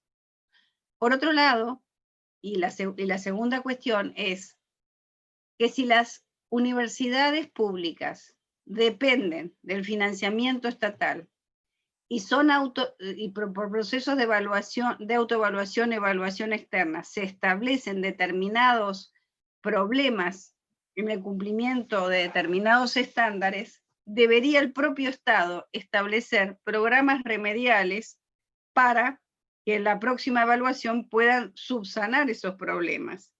En realidad, esto surge, no fue previsto originalmente, pero sí fue realizado estos programas de mejoramiento en distintas épocas, a partir de la necesidad justamente de esta contradicción entre que se evalúan determinados problemas, se establecen determinados problemas, pero no hay posibilidad de programas para lograr atender a la resolución de esos problemas. Esto también es un tema que se ha discontinuado, y muchas veces la incorporación de algunas carreras al artículo 43 dependió más del acceso a fondos para el mejoramiento de las carreras que a el problema de la evaluación y la acreditación. Entonces, todo se empieza a distorsionar por cuestiones que no fueron las decisiones originales, pero decisiones políticas posteriores tendieron a distorsionar el sentido original que se estableció en la norma. Entonces, no solamente es un problema de la norma, sino de la implementación de esa norma y de las políticas que luego se desarrollaron. Entonces, para evaluar aspectos que hubiera que modificar de las regulaciones existentes, hay que hacer un análisis más en el tiempo de los problemas que se fueron suscitando, que no responden solamente a lo que está escrito en la norma, sino a procesos desplegados en la implementación de la norma. Lucas, Luchilo. Sí, un par de comentarios. Uno sobre los programas remediales, que yo creo que tienen una dificultad en la asociación con los procesos de acreditación. Una la señaló recién Katy, que es, bueno, voy a hacer un programa de mejoramiento, entonces lo que creo es un incentivo para carreras que no eran del artículo 43, para subirse a la acreditación a ver si reciben un financiamiento adicional, que fue lo que pasó originalmente con el PROMEI y que desencadenó este proceso. El otro problema creo que es bien complejo, porque, a ver, si todas las universidades son públicas, todas dependen del presupuesto público, más o menos están en condiciones equivalentes. Y una carrera tiene un mejor rendimiento y otra un peor cumplimiento de los estándares, que estaría indicando que hay problemas. Se hace difícil justificar apoyar a la que tiene más problemas y dejar de lado a la que cumplió con los estándares si las condiciones son más o menos equivalentes entre las instituciones. Quiero decir, está claro que lo primero que se nos ocurre es decir, bueno, ayudemos a los que peor están y no premiemos a los que mejor hicieron las cosas, pero si los dos están en condiciones estructurales similares, digamos, no es un buen incentivo para aquellos que consiguieron mejorar en condiciones tan adversas como el resto. Entonces me parece que el diseño eventual de los incentivos para las instituciones en relación con los procesos de evaluación requiere alguna elaboración un poco más compleja. Me muteo. Bueno, no tengo más pedidos de palabra. Mónica. Sí, bueno, ya que, digo, para aprovechar el tiempo que nos queda, yo coincido en esto de que plantea Lucas sobre empezar a mirar resultados. Por ejemplo, alguien mencionó el ACCEDE, esos exámenes que se hacían para un poco ver el final, ¿no? También remonto al momento en que se discutió en la ley sobre si quitarle a la universidad la posibilidad de habilitar, y en ese caso darle la autonomía absoluta, que era lo que planteaba en su momento Del Bello, separar el título habilitante del título académico, y finalmente ese debate que terminó en la nada, termina siendo la evaluación de los procesos, ¿sí? Esta es la explicación de por qué el artículo 43.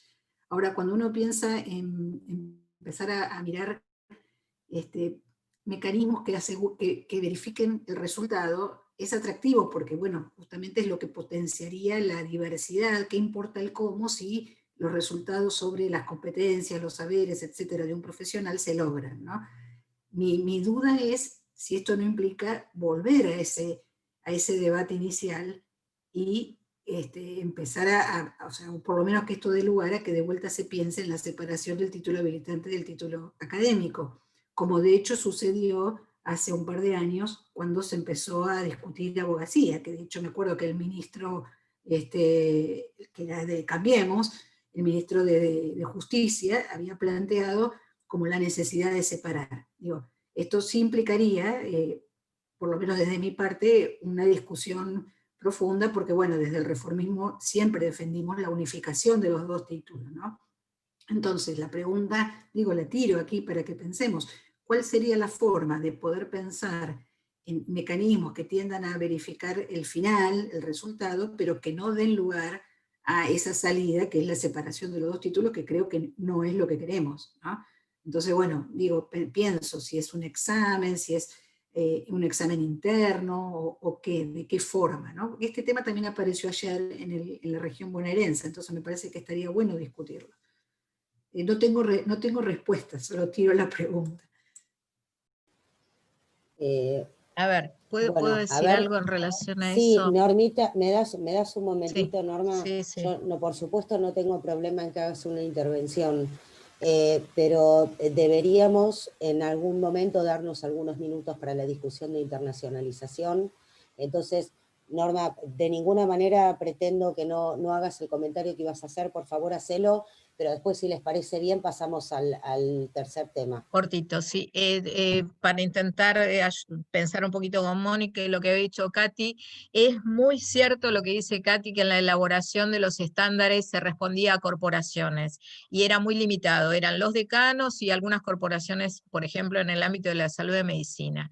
Quizá una respuesta a lo que está planteando ahora Mónica sería abrir la posibilidad, los que intervienen en los procesos, en los estándares, en las resoluciones de los estándares, a otros actores que realmente amplíen la posibilidad de que el título realmente continúe siendo habilitante, lo cual coincido totalmente con el espíritu reformista, no dividirlo el título académico, el título habilitante, pero que sí esos estándares respondan, tengan la respuesta de otros actores y que se amplíe más el juego a los que intervienen en la construcción de los mismos. Gracias, Norma. Invito a alguno que quiera introducir el tema de internacionalización, si les parece bien.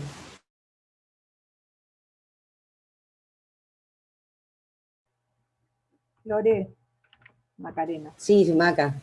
Sí, ahí yo había puesto algo respecto a internacionalización en el chat, creo que pensando un poco en lo que puede ser la nueva propuesta de ley y demás, deberíamos como universidades del siglo XXI y demás plantear la necesidad de que la internacionalización sea entendida como una característica transversal a todas las funciones sustantivas, o discutir si pasa a ser una nueva función sustantiva. Digo, esos son los temas que están hoy en relación a esta temática, pero sí me parece importante poder empujarla y sostenerla en la nueva ley, de hecho recuperando un poco lo que fue la CRES, la última CRES en el 2018, con una perspectiva latinoamericana con bases sólidas respecto a qué significa la internacionalización de la educación superior, no solo en experiencias que promueven la movilidad,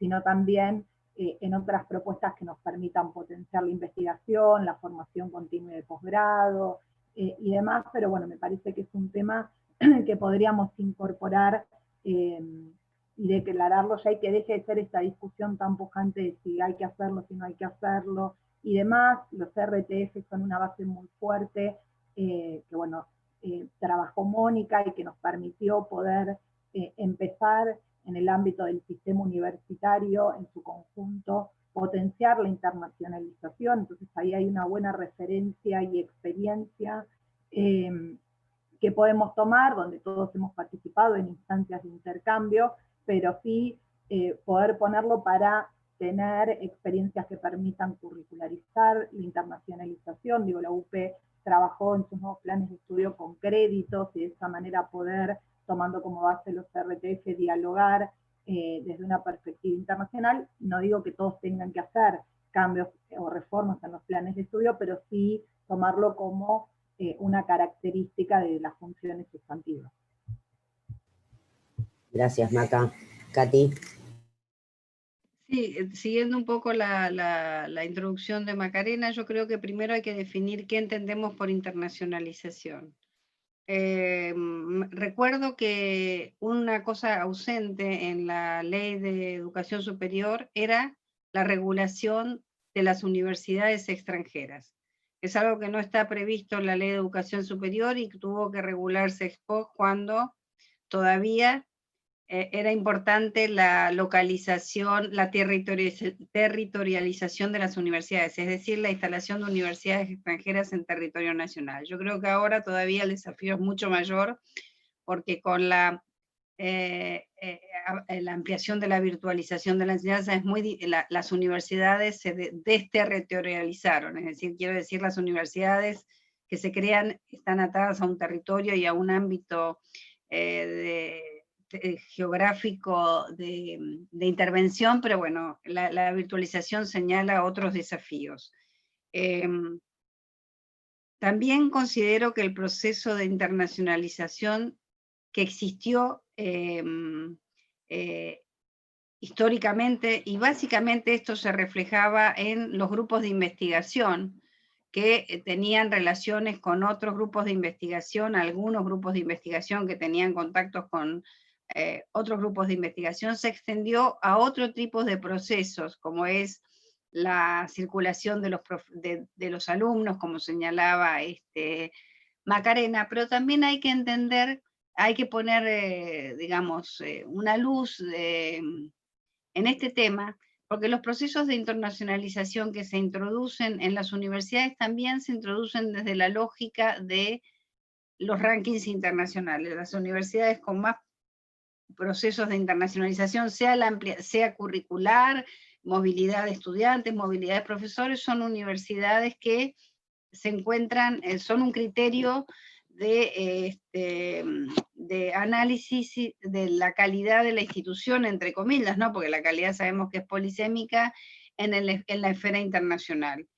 Y los procesos de internacionalización se realizan, no estos que describí del principio, muchas veces también por una lógica de posicionamiento de marketing, más que una lógica de integración de saberes o asociación para la producción de saberes o la formación de profesionales.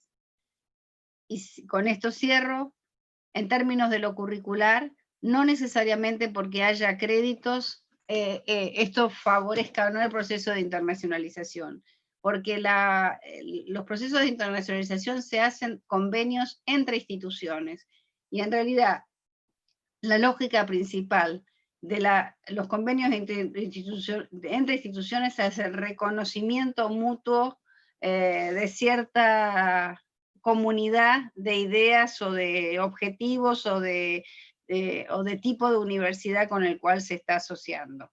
Digo a nivel internacional, incluso también a nivel latinoamericano.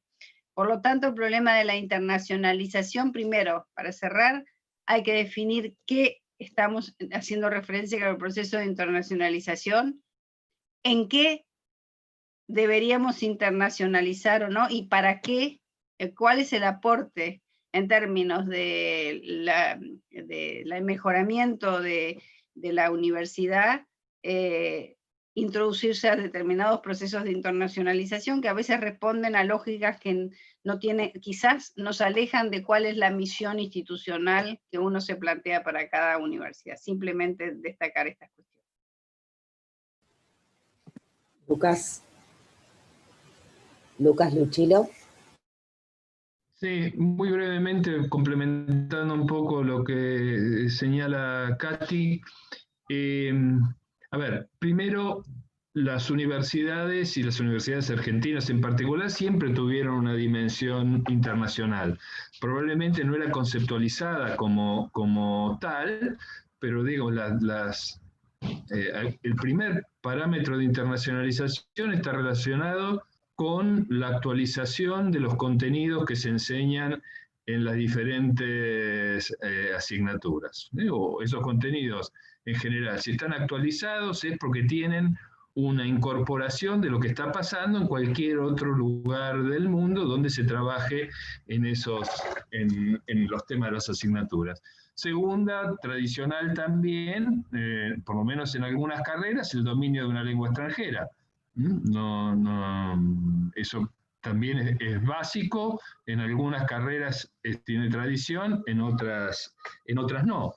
Entonces, digo, estas dos dimensiones tradicionales de la internacionalización me parece que hay que tomarlas en cuenta y no pensar que lo único es lo que aparece con acuerdos formales o con la movilidad regulada de la internacionalización. Después, sobre movilidad es un proceso de algún modo inevitable y benéfico. Hemos tenido una enorme expansión del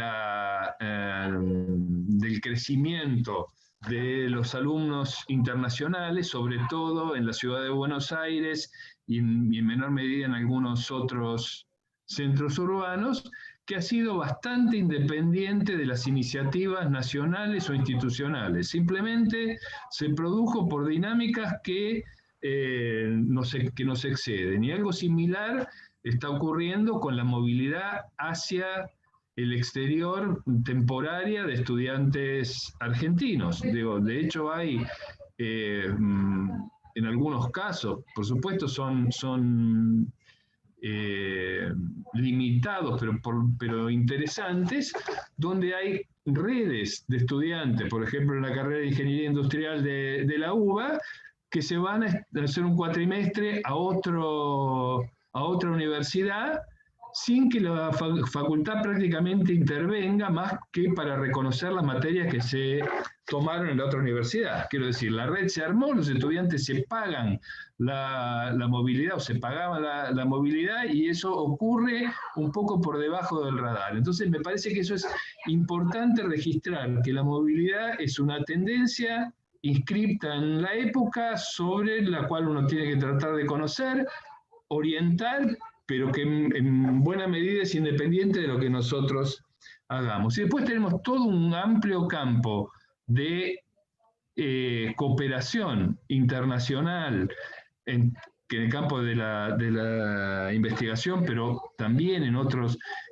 campos que sí, ahí debería ser objeto de políticas más explícitas y mejor ordenadas a veces que las que tenemos. Pero coincido con que hay que jerarquizar el tema y asumirlo como algo que en buena medida es una corriente sobre la que no ha sido iniciada de manera deliberada en muchos casos y que hay que tratar de aprovechar lo mejor posible para el cumplimiento de los fines que cada institución se fije.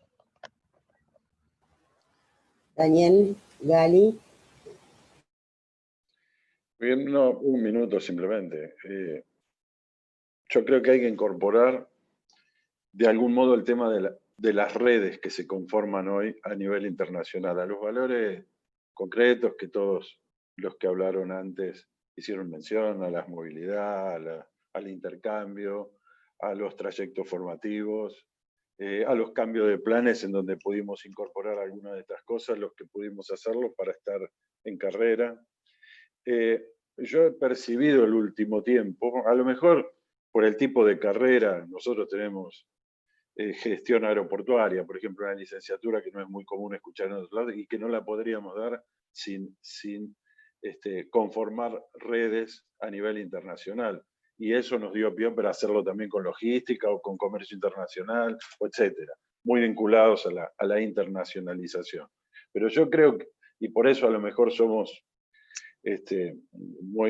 ponemos mucho énfasis en darle un valor a la internacionalización por encima de lo que venimos haciendo las universidades, porque creo que hoy esta conformación de redes internacionales temáticas sobre algunas de las carreras dan un resultado muy grande hacia adentro después en lo académico y fundamentalmente en uno de los puntos que tocábamos antes, que es el seguimiento al graduado.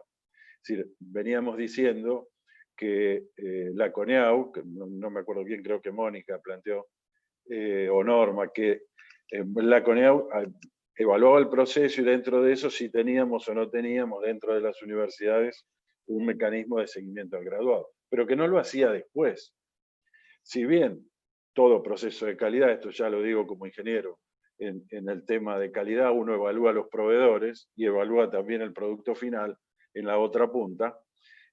Cuando evaluamos el producto final, no sé, si te vendo un auto, estoy 3 años después encima de ese auto para ver qué pasó con ese producto y te doy en el proceso de garantía. Cosa que no hacemos en la universidad como evaluación externa, pero sí la hacemos dentro de la universidad.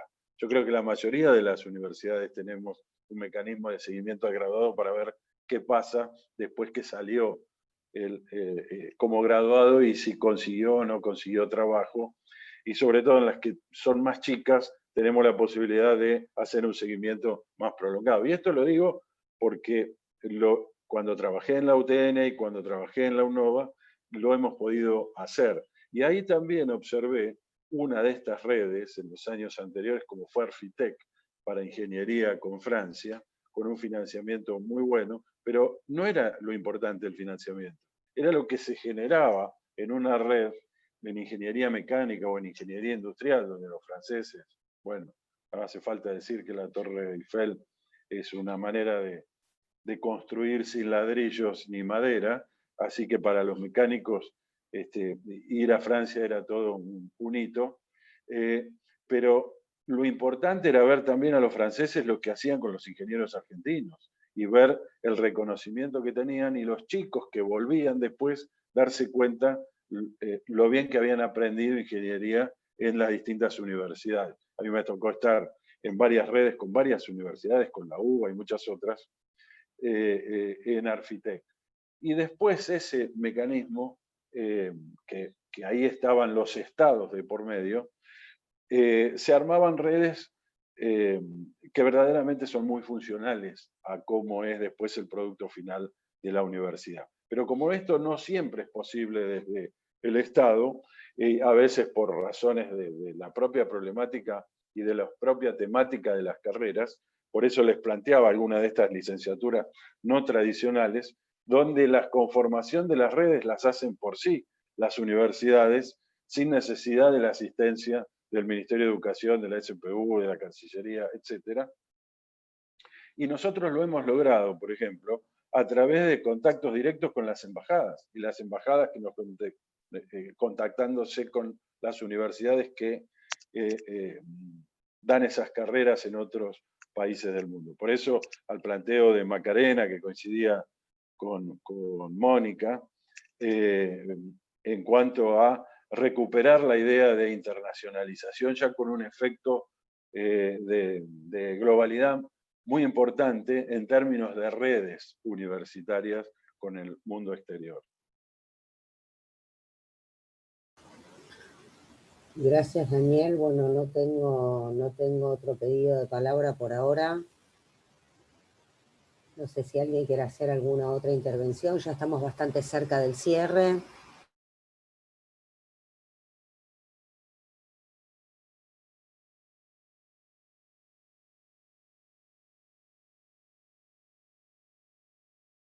¿A qué hora nos juntábamos hoy a la noche, Lorena? Bien, hoy a las 5 de la tarde nos reencontramos de vuelta en este mismo enlace de Zoom para discutir acerca de presupuesto, coordinación del sistema y relaciones Estado, universidad, mercado. No sé si alguien quiere hacer alguna intervención sobre los temas que nos convocan en este momento, y si no... Te quiero hacer una pregunta. ¿Vos vas a hacer una síntesis a partir de la grabación un poco de los temas que surgieron para después compartirlo?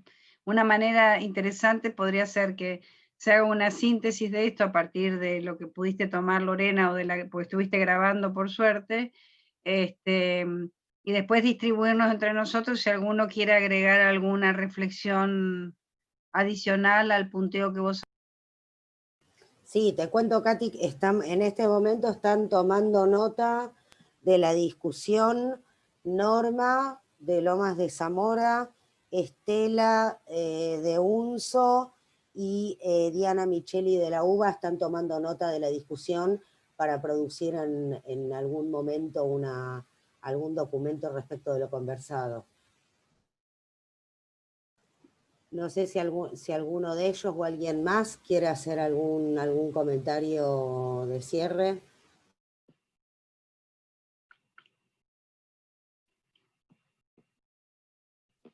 No, simplemente yo me quiero despedir porque tengo otra reunión y me imagino como todos los que estamos acá, tenemos miles de actividades en este momento. Nos vemos a la noche, yo me tengo que ir. Gracias.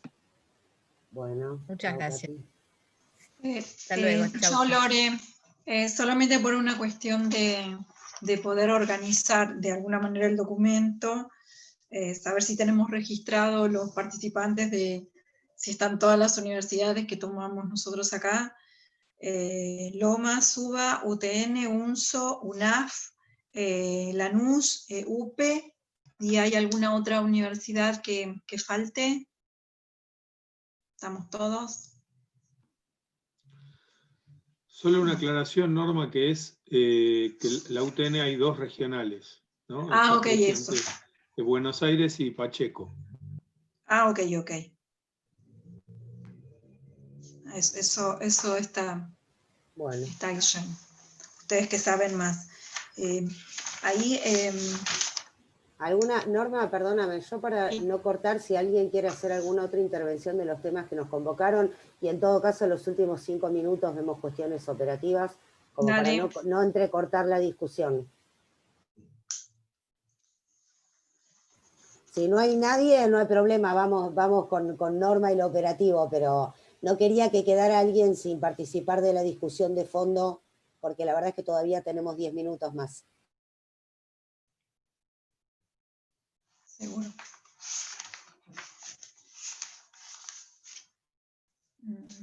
Bueno, no, parece que no. Perdóname, Norma, no quería...